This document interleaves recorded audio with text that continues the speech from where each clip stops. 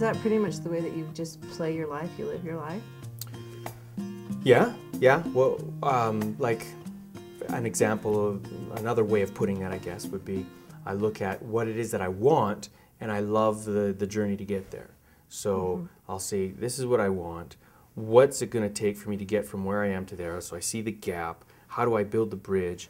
And there might be 5 different ways to build a bridge, 5 different kinds of bridges. I do them all. I just get them all. I don't pick one necessarily. I do believe in the power of focus, but I focus on everything that could possibly contribute to having a bridge with backup plans and all to get where it is that I want to go. And I love the journey there even more than actually getting there. And then really, when I get there, I'm okay. I love the journey. I keep on that journey anyway, right? So once you do get there, what's enough? See, I'm asked that question a lot. What's enough? Because a lot of people come up to me and they say, David, you just never stop. I mean, isn't there ever enough? I said that I was going to buy 100 houses and in a year, and I didn't buy my 100 houses in a year. It took me 3.5 years to get my 100 houses. But all along the way, I'm doing really well. I've got 20 houses, I've got 30 houses, I got 50 houses, and people are saying, well, when is enough? And I didn't say 100 houses is enough, even though that's the goal I set for myself. I just say, it's not about enough. It's never about enough. I never do anything for what I get for it. So enough suggests a getting. Well, how can you set a goal and say, you know what, in 1 year's time, I'm going to buy 100 houses? That's just feedback. That's getting something. No, it's a milestone. It's just feedback. In order for me to have 100 houses, so the deal that I made with my business partner, I said, all right, let's work together. We'll buy 100 houses in a year, or however long it takes. And my promise to you is once I have 100 houses, I'm going to give them all to you, sign them all over to you. I'm going to walk away from them. Because it's not the 100 houses that I want. What I want is the becoming. So you want the learns along the way. That's right. The experiences, right. the failures, Sure. the successes, and all of that. It's all about learning who David is and then applying it. Yeah. Am I getting it? Yeah, it's learning who I am, building on that to find out what I'm capable of, what I'm really capable of, not what others perceive me to be capable of, not even what I perceive me to be capable of. I mean, our personality. So is it more just a constant question? Like, it's always am a I question. capable of doing this? Or, Great. All right. Am I capable of doing that then? Or even better yet is just never accepting anyone's perception, even my own perception of reality. Really never actually accepting it. Now, I have this perception that this chair is here and I can sit in it and I'm going to rely on that perception. But when it comes to setting my goals and my objectives, if I have a perception that something's not possible, I'm not going to just drop it and quit just because it appears to me to be impossible or to everybody else to be impossible. I'm going to give it a good go. If this could be the solution to my problem, I'm going to really give it an honest go. So have you had one of those experiences where you actually thought that something was completely impossible and then you accomplished Took it on and got it. Yeah, all the time. All the time. All the time. Give me a couple examples. Do you have a profound one? Well, profound, I mean, I think... To you, I think not to me, but to you. Sure. I think that they're all profound, but I would say in my experience in real estate, there have been many situations, many circumstances where I have looked at a circumstance and I've said, well, this is what it is that I want to see happen. This is how I believe this has to happen because it makes sense, my understanding of the laws of the universe. This is what we should do. I don't know how because I don't have the experience. An example might be I got into foreclosures and I was helping people who were losing their homes to foreclosure. And so I had some friends who would go and they would give these people a couple $1,000s and kick them out of the house and then take the home and pay off the arrears for another few $1,000s and then get $30,000 of equity. Good deal for them, right? But somehow I thought to myself that was not a sustainable business. I felt that something that would be much more sustainable is if instead of kicking the people out, we would take their equity. We would give that equity as a sort of like a down payment, like an option, a deposit on an option for them to purchase the house back.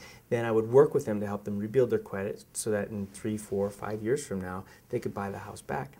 And wow, that's really a cool concept, actually. How'd you come up with that?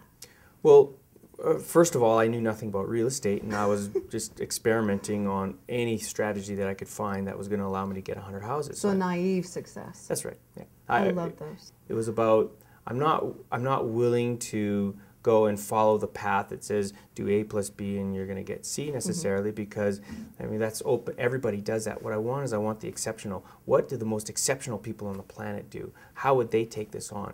And so I would start anything that I wanted to do, I would just add another zero to it and say whatever it is that it took for me to believe that, you know, A was possible, then I couldn't use that to get A times 10, because if that's the best I could do with A, then so an order of magnitude allowed me to really stretch my thinking. So I thought, well, how am I going to be able to buy 100 houses? And this foreclosure strategy was one. One of the things that I started doing was just going to the courthouse and finding everybody who had a statement of claim and just giving them free advice how they could save their home. And I didn't know anything about real estate. I figured at least I'm going to learn. So what I said before, everything I do for the becoming, not for the getting, but for the becoming. So by coaching and giving these people advice how they could keep their home, it was an educational process for me. I was learning. After we did this about 100 times, we were experts on foreclosures and helping people save their homes. And so it was easy for me to go into some of these people especially after I had built relationships for them and persuade them, listen, here's $3,000. You're going to lose your home anyway, so at least I'm going to give you a few $1,000s, and they would have loved me for it, not felt like I was a shark and taking advantage of them. Totally. But something that I wanted, what was much more important to me than that, would be to buy 100 houses this way, where I actually helped 100 people, and they would repay me not just with a, you know, thank you, I got a couple of $1,000s, and then never see me again, but with a lifetime of gratitude. So now what I started investing in is not in real estate, but I started investing in the lifetime of gratitude that I was going to get from these people. And if I could influence them in such a way it would change their lives, that they would go on and do great things, 100 people of those, you know, maybe 5 would go on and do really great things in their life. Now I have a lifetime of gratitude from these 5 people who have moved on, got over their hurdles, and done great things. It was my belief that, you know, most of these people who are losing their home to foreclosure was just because of lack of education or a fear of the system. Essentially, they were afraid to go to the courthouse, or, you know, things that could be handled, and I could take care of that. I could help them out. So I took on this practice of service, not because I'm such a nice guy and I just want to offer free services to anybody, because that's not my strategy, not my belief system at all. I don't believe in charity in the same sense of the word as what most people do. I don't believe in well, you're not just giving. No. What you're doing is you're helping, you're providing, you're giving guidance. I mean, you're actually giving someone an opportunity. Yeah. So, I mean, that's pretty cool. Well, I believe that we should choose very carefully who we serve. Very carefully choose who we serve. So how do you, like, decipher who you're going to help? Well, I want to help the people who are going to be able to help the most people. I want to serve those who are going to serve others. I want to improve the lives of those who can improve the lives of others. It is that if I go and consume a significant amount of my life force energy in helping somebody out who's going to take the benefits, say thank you very much, and then go and just be on their own and not do anything with that, then it's like my gift stopped right there. So this whole pass it on thing, I haven't seen the movie Pay It Forward, is that movie? I hear about it a lot. I haven't actually seen it yet, but maybe it's something like that. But my idea is that if I could take my $10 and give $1 to each of 10 people who each are going to take that dollar and produce enough value in their lives to give a dollar out to 10 other people, I actually feel like I'm contributing in the world in a much greater way than just, you know, hey, you need some help? Here's $10. You know what I'm saying? Yeah, you're all about the action. I mean, you're actually out there doing it. Yeah. You see how you can help, and then you go for it. That's pretty darn cool, David. So tell me a little bit about Success Hub. We're running out of time here. Okay. So tell me a little bit about Success Hub, and then I'll have one final question, and we'll just tie it all together for our viewers. So, in everything that I wanted to do in my life, you know, all the dreams that I wanted to accomplish, I come to realize that what I need a launch pad. The launch pad is that stability, that security, that where if no matter what goes on, I'll launch this idea, and if it fails, then the simple act of launching this idea built up my launch pad, but more knowledge, more expertise, better relationships. My launch pad is stronger. Again, the experience along the way. The becoming. It's all about the becoming. The biggest resource that I have is you know, who I am, but also my team and who they are. But then there's other things like the companies that we own and the assets that we own. These are all things that all contribute to this launch pad. And eventually I called the Launchpad Success Hub, and I incorporated it as a nonprofit organization to really demonstrate for ourselves and for everybody that we talk to that it's not about making money. We're not here to make millions of dollars. We will and we can make millions. We have made millions of dollars, and lots of people who have worked with me, I've showed them how, and they've gone on to make millions of dollars with me and after me. However, what it's about building this launch pad. So Success Hub, all the profits, 100% of the profits goes towards our next launch or our next few launches. It all goes back into accumulating a stable environment that anybody that resonates with us, when they come to us, we as a team, we can all decide what do we have to contribute to you and your business, what do you have to contribute to ours. Just make it a win-win everywhere you go. Make it, and then the cumulative profits now make us much more capable of creating more success in the future, right? Fair enough. All right, so David, you ready for the wrap it up, tie it up question? All right, bring it on. All right, what's your truth today? My truth today. First thing that came to your mind, spill it out.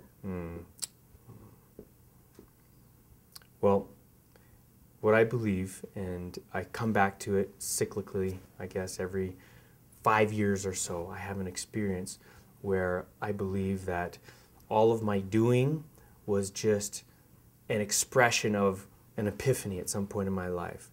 And that epiphany comes from just letting it all out, the raw truth. So I expose myself. What your show is Getting Naked. Right. I get naked, so to speak. So I'm completely raw, completely vulnerable. I got nothing to hide. And then I pull that together. I bring my vision together, and I start taking action, and I start actually doing, accumulating, building, all this kind of stuff. And then I wrap that up, put that aside for a moment, and then I strip down and get raw and vulnerable again. And I'm in that cycle right now where I'm just stripping down, getting raw, getting vulnerable, and seeing what it is next for me. I love that. I love it. David, it's always a pleasure chatting with you. I snag you in the hallways, wherever. Hey, how you doing today? I just like to talk to you. I love your insight. And before we started filming, I told you that there are a lot of people from Canada that I've noticed. They are real. Canadian people are much more authentic than Americans are, in my opinion, at least the ones that I've ran into. So, yeah, somehow I was drawn to you right from the start.